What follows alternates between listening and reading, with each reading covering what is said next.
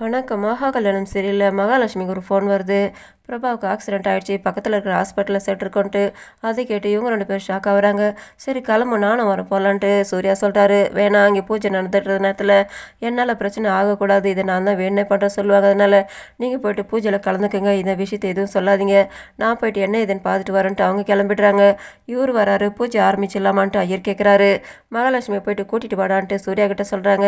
அவர் தயங்குறாரு. ஏன் தயங்கிட்டு இருக்க, போய்ட்டு கூட்டிகிட்டு வானோன்னே அவள் கொஞ்சம் முக்கியமான விஷயமா வெளியே போயிருக்கான்ட்டு இந்த இடத்துல காயத்ரியும் சித்ரா ஆளாளுக்கு பேச ஆரம்பிச்சிடுறாங்க.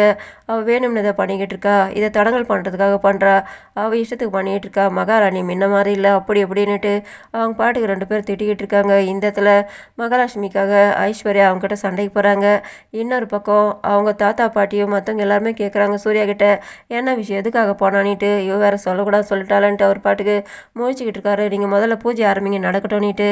அது எப்படி, இவங்க 3 பேருமே 3 ஜோடிங்களை நீங்கள்லாம் உட்காந்து தானே நம்ம பூஜைக்கு ஏற்பாடு பண்ணோம், அவன் மட்டும் இல்லைண்ணா எப்படி எதுக்காக போயிருக்கான்ட்டு இவர் சொல்ல முடியாமல் கஷ்டப்படுறாரு. சரி முதல்ல இவங்க 2 பேரும் மட்டும் உட்கார வச்சு பூஜை பண்ணுங்கன்னு பண்ணிக்கிட்டு இருக்காங்க. இதே நேரத்தில் மகாலட்சுமி ஹாஸ்பிட்டலில் வந்துட்டு விசாரிக்கிறாங்க. பிரபான்ற பேரில் ஆக்சிடென்ட் ஆகிட்டு அட்மிட் ஆகிருக்காங்களா பாருங்கன்னிட்டு அவங்களும் நோட் புக்கில் செக் பண்ணி பார்த்துட்டு அந்த மாதிரிலாம் யாரும் இல்லை, வேறு ஹாஸ்பிட்டலில் எங்கேயாவது இருப்பாங்க, அந்த வந்த நம்பருக்கு ஃபோன் பண்ணி பாருங்கன்னு இவங்கள வந்துட்டு அந்த நம்பருக்கு ஃபோன் பண்ணுறாங்க. பார்த்தாக்கா அது சுவிட்ச் ஆஃப்னு வருது.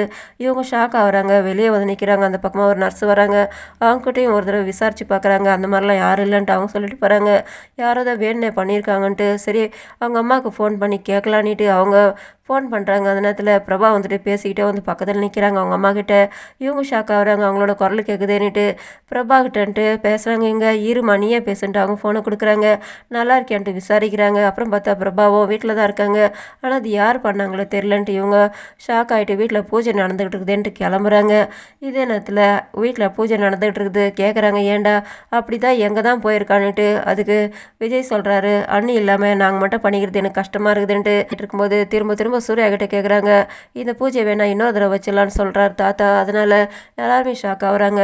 அப்போ சூர்யா சொல்லிடுறாரு, மகாலட்சுமிக்கு ஒரு ஃபோன் வந்தது, அதனால் அவள் வெளியே போயிருக்கா, அவள் பிரபாவுக்கு ஆக்சிடென்ட் ஆகிடுச்சுன்ட்டு, அதனால தான் என்ன இங்கே இருக்க சொல்லிட்டு அவள் போயிருக்கான்னுட்டு. அதை கேட்டு எல்லாருமே ஷாக் ஆகுறாங்க. ஏன்டா உயிரை விட அந்த பூஜை முக்கியமாடான்ட்டு மற்றவங்களாம் திட்டுறாங்க. இவர் அங்கே முழிச்சிட்டு நின்றுட்டுருக்காரு.